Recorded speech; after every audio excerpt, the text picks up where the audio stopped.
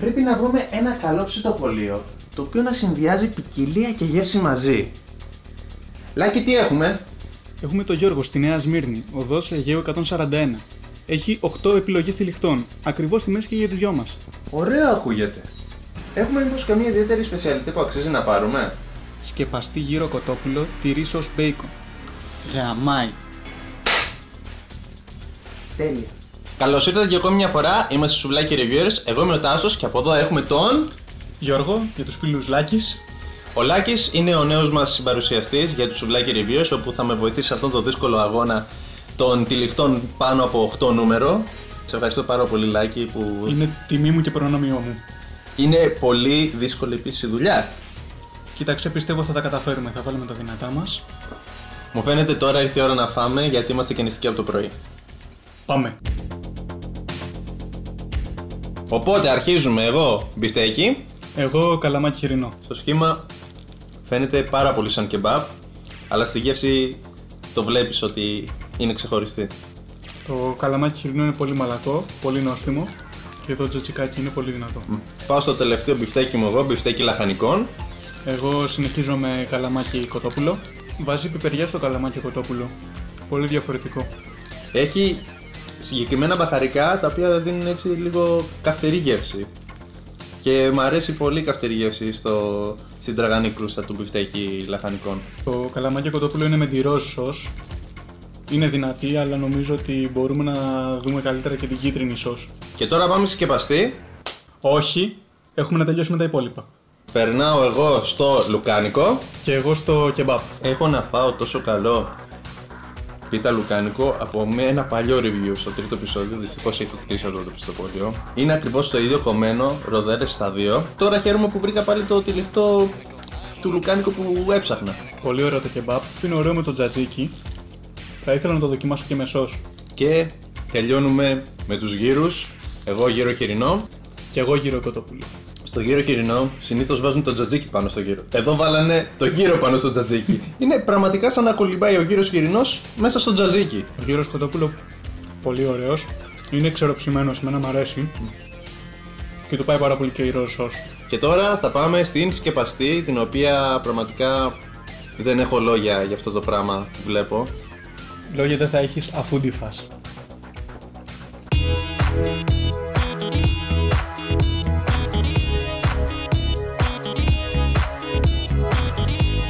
Τι σου είπα, τυρί μπέικον σος. Έχω να πω ότι η σκεπαστή καταρρίπτει το μύθο ότι η πίτσα είναι καλύτερη από τα σουβλάκια. Μπορείς να πάρεις μια σκεπαστή και να λες είναι σαν να τρώω μια πίτσα, αλλά καλύτερη. Πολύ καλύτερη. Τα δύο τυλιχτά που βάζω σε προτεραιότητα είναι ο γύρος χοιρινό, πρώτος, και μετά το λουκάνικο. Είναι χωμένο σε δύο ροδέλες, μουστάρδα και κέτσαπ μαζί. Δίνει έτσι και λίγο μια πιο καυτερή αίσθηση. Γύρο χοιρινός, κολυμπάει κανονικά ο γύρος στο τζατζίκι και όχι το τζατζίκι στο γύρο. Αυτό να το σημειώσουμε.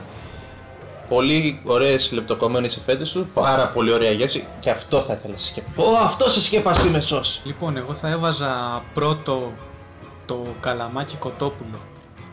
Νομίζω πως ήταν μακράν το καλύτερο από όσα δοκίμασα εγώ και μου άρεσε πάρα πολύ η πιπεριά που είχε ανάμεσα στα κομμάτια του στο καλαμάκι.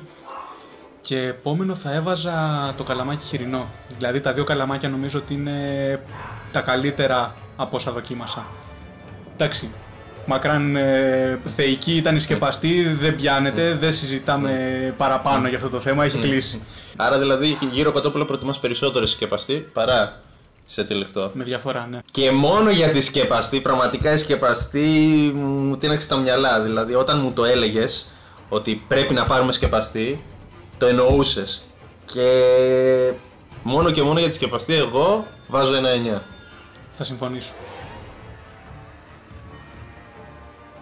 Αυτό ήταν λοιπόν, παιδιά, το νέο επεισόδιο Σουβλάκι Reviewers για την τρίτη σεζόν, όπου από εδώ και πέρα μαζί με το Λάκη θα καλύψουμε διάφορα ψιστοπολία των οποίων τα τυλιχτά είναι πάνω από 8 και δεν μπορώ να τα καταφέρω για κανένα λόγο μόνος μου.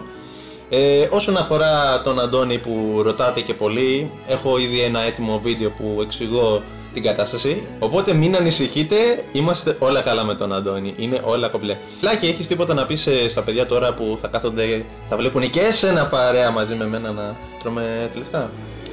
Απολαύστε υπεύθυνα. Για άλλη μια φορά σας ευχαριστούμε πάρα πολύ. Είμαι ο Τάσος. Είμαι ο Λάκης. Και ελπίζουμε να παραγγείλετε κι εσείς από τον Γιώργο και να το απολαύσετε όσο και εμείς. Από εμάς, γεια σας. είχες και ένα τουρνουά Hearthstone, μου φαίνεται είναι η ώρα να παίξουμε. Να το πάμε! Όχι άλλο παιχνίδι. Πρέπει να βρούμε ένα καλό ψητοπολείο. Έχουμε μήπως καμία ιδιαίτερη ψηφιδρότητα?